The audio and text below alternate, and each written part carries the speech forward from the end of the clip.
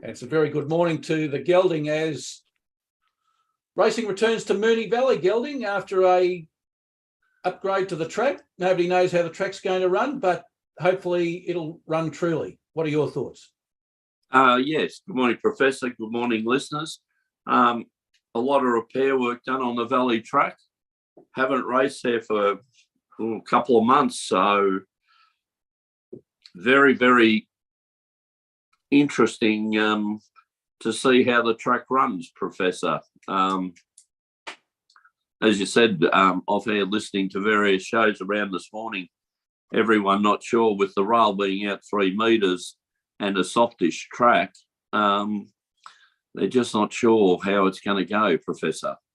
Because basically I think because they don't think the grass has had enough time to kind of settle in. So with it being wet, horses running on it, not a big root system, for the grass to connect, it could be a bit shifty, Professor. So, a horse hits a bad spot in it and it can change very quickly. Exactly, Gelding. Before we get to today's races, Gelding, a great day at Caulfield last week with you, me and Mr. Deligan. Most enjoyable afternoon at the races, but let me tell you, as a punter, you know that it's not your day when the horse that you fancy and that you've put all your money on breaks through the barrier, runs the whole length of the course and gets scratched. At that stage, yes, you just should give up. Professor, very, very funny day. We started off hot, getting the first 2 winners. We all had money, and then the giraffe certainly likes a punt, doesn't he? And likes the oysters, Gelding. And the oysters, yes. We managed to find our way on a wet, wet day, Professor, into the comfort of the members' lounge. So, which was very, very good. So it was a good day all round and very enjoyable. It was. Anyway, back to Moonee Valley. That's what the people are watching. Yeah, we've moved on from last week. Yeah, we're going to make some money this week, Professor. So 9 race card, Gelding. There's no real feature race. The track is rated a soft 6, but I'd have soft 6 ? With the upgrade to the track, it could play heavier than that with the rail out 3 metres also. Spot on, Professor. Just a very, very good summary of where the track is. I'll be working on a soft 7-ish to maybe getting onto a heavy 8 and be interested to see. I've gone early, Professor, so hopefully the track plays less bearing. I'm using one of your tricks. Get in early while the track's pristine and just see how we go from there. All right, Gelding. Well, given all the riders that we've got on today's picks with the track, help the punters to find 2 best bets as far as you're concerned. Well, Professor, my 2 best bets are race 2, number 1, early, Alpha 1. I've gone in race 2 and race 3, and they're both over the very short racing distance of 955 metres, Professor. So they're going to be scampers. Alpha 1, trained by Paul Stone to be ridden by Damien Lane. This horse has won its last 2 races in New South Wales at Newcastle over 900 metres and Hawkesbury over 1,000. Jumps from barrier 4, Professor, with Damien Lane back from his riding overseas in Japan. I think one of our very, very good riders. Hopefully he can get us on the board nice and early, Professor, with a nice win. Some very fast horses in this field, Professor. So be interested to see how they go. But hopefully Alpha 1 can start us off with a nice little win. Then I go to race 3, Professor, horse 4, Written Swoosh, by Written Tycoon, trained by one of your favourite local trainers down your way, Professor, Peter Stokes, who's combining with Daniel Moore at the moment, and they're forming a very, very good partnership. They've had a pretty good week this week, so hopefully they'll continue that today. Written Swoosh has had 1 run, Professor, for a second in the Group 3 Blue Diamond preview. It got back in the field, was held up and flashed home for second, Professor. And instead of continuing on with it, Philip Stokes said, no, that horse we'll have a break with it. So let it develop. So if this horse has a little bit of running, a little bit of luck in running, Professor, and you can make ground from midfield or back, hopefully it should have the the impact and the thrust to kind of beat it to win that race. I like Bistro as well, Professor, but Written Swoosh beats this Bistro in that prelude, came from behind it and beat it. So, again, some very fast horses in this one, Vivar. But let's hope Written Swoosh can get us off to a very good start in races 2 and 3, Professor. They'll be over quickly. We'll know our fate early and short distances. What do you like, Professor? All right, Gelding. Well, I'm going earlier than you.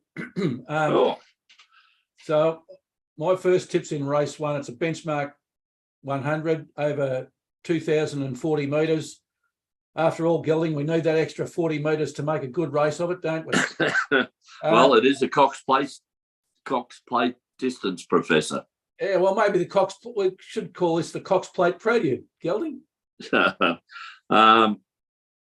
Professor, would like to own the horses that are running in it. They're not bad horses, but I don't think we'll be seeing them in the Cox Plate. No, it's only a 4-horse field, Gelding. There's a couple of scratchings that have reduced the field to that number. I like horse 2, Not Usual Glorious. It's out of barrier 1, had 23 starts for 9 wins and 4 placings, so a 39% win rate and a 57% placing rate. It's a Fiorenti horse. What I like about it, Gelding, is it won its last 2. It won its last start when it beat Lyrical Lad at Caulfield. It's won in the conditions. It's won over the distance, so it ticks a few filters that we like to judge our horses by. The favourite's carrying 4 kilos more than its last start, so I take that into account given the nature of the track today, Gelding. Damien Oliver, dare I say, is on a horse that I have picked to win. I've just said that it's a 4-horse field, so I think Damien should be able to negotiate this horse through to a win at the winning post. Oliver, believe it or not, is in career form. His win rate over his career is 16%, but in the last 50, it's 18%, Gelding. Beautiful. It's not a favourite. No, it's not a favourite. $3.20 at the moment. In fact, it's gone out to $3.30 this morning. Lovely. And a trainer we don't talk about very often, Gelding, Travis Doodle, South Australian trainer. He's got the horse over to run at Moonee Valley. A young trainer over in South Australia. Has the services of Damien Oliver on a Fiorenti horse, who Damien Oliver rode to win the Melbourne Cup, Professor, for Gay Waterhouse. So there's a bit of a connection there. This is the type of horse you'd like to own, Professor. Its last 5 starts, 3 wins and 2 seconds. So I think that's a very, very smart tip by yourself with juicy odds of $3.20 in the first race with 4 horses in it, Professor. Hopefully can beat Paddy Payne's favourite, Diaglia. But I think they might be the Quinella horses, Professor. 2 and 1, hopefully. Exactly, Gelding. And my second choice is in race 5. So we're over very early today, Gelding. As you said, we'll know our fate by the end of race 5 as to how GM Racing's gone. Race 5 is a benchmark 78 over 2,500 metres, Gelding. I've gone for, in that race, the favourite, horse 4, Rudyard, coming out of barrier 11. It's had 10 starts for 4 wins and 2 placings, so 40% win rate, 60% place rate. Although it's up in class, it's won in heavy conditions, Gelding, including its last start at Sandown. I think Mooney's awards the danger, so it probably would do punters well to take a Quinella of Rudyard and Mimi's award. They probably won't be disappointed with that. Jamie Carr's in the saddle, Gelding, in career form. 17%, 17% over her career, but over the last 50, Gelding, 24%, if you don't mind. 1 in 4 rides, a winner. Well, you know, we're just converts of Jamie Carr's, aren't we? Yes, we are.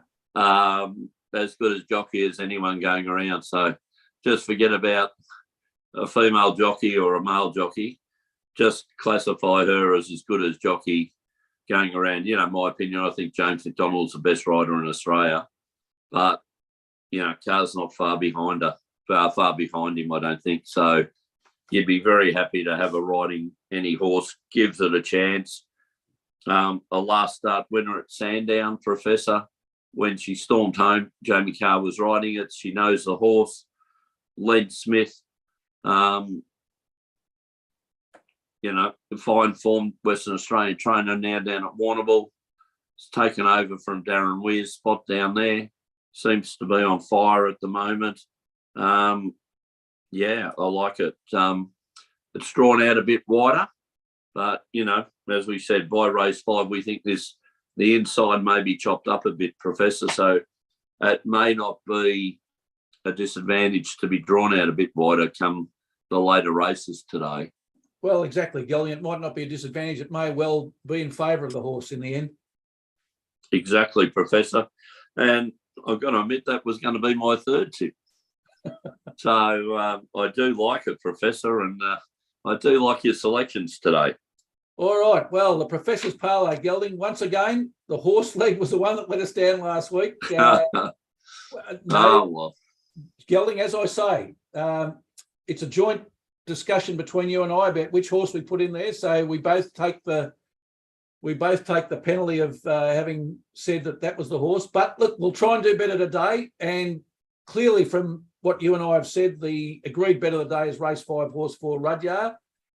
Now let's parlay that into, in the AFL, the Gold Coast to beat the West Coast in the Battle of the Coasts. Yes. Look, and it's played on the East Coast, isn't it, Professor? Yes, it's played on the East Coast, Gelding, so that should give Gold Coast a little bit of an advantage there. It's the last chance for Gold Coast, if they're going to make the 8, to do it. And at home, I think they're good things. The form guide's not too good, Gelding. Both teams have only won 1 out of their last 5, but I think the home ground advantage should do well. And also West Coast has got the worst defence in the league. And so it's only won 2 games for the season. I think Gold Coast are good at $1.14. Yep. I like it, Professor. As we keep saying, the race league is the hardest leg of the successful Professor's Parlay, but, you know, let's hope we can get this one up. Yeah. And hopefully we've given the followers a couple of winners today, Professor. Yeah, and we'll parlay that into the Brisbane Broncos to beat the West Tigers. I think Brisbane Broncos are the bet of the day, Gelding. Yeah. The West Tigers are last with a minus 199 points differential. They've only scored 260 points for the season, which is the league worst. The Broncos are in 5th and playing at home, and they've got eyes on a top 4 finish, Gelding, and they've got a plus 83 points differential. So I think even if it was a better team playing Brisbane, they are very hard to beat at home at the moment. So at $1.12, I've snapped that up. Oh, good odds. Yeah, I think so, Gelding, in a 2-horse race. Yeah, I think West Tigers are can't wait for the season to end, Professor. No, they're limping to the line, aren't they? Well, you're being kind when you say they're limping to the line, Gelding. Yeah. they might not even get to the line, Gelding. Oh, dear. Dear. Gelding, Sportzfan tomorrow. Yes, looking forward to it, Professor. Yeah, we're back after a week's freshen up in the paddock. So yes. I'm expecting some big discussions, and Schooner wants us to discuss the problems with Manly introducing their jumper, not advising some of the players, and a few of the players got upset and decided they weren't going to play. Gelding, when was the last time you can remember 4 or 5 players just saying, "Oh, well, we don't like the jump, we're not playing"? Interesting. It'll be an interesting discussion tomorrow, Professor. Well, it will. And I watched that game, and the crowd response. So, okay, it was women's round, but they went to do that. Did Manly handle it well? No. Should executives be able to decide, what the jumper is and what they're doing it? I'd probably say yes. Should have they consulted the players first? I'd probably say yes to that. And I take the judges' opinion on this also, that the players, if it is religious reasons and things like that, if they've got reasons and that, that's fine. I just think, do they have the right to say, well, I don't like the jumper, so I'm not playing? I don't know. Yeah. You sign a contract, don't you, to play for a club, and that club, in its wisdom, decided to go with that. So I think you're bound to play. But I think Manly could have done it a whole lot better, Professor.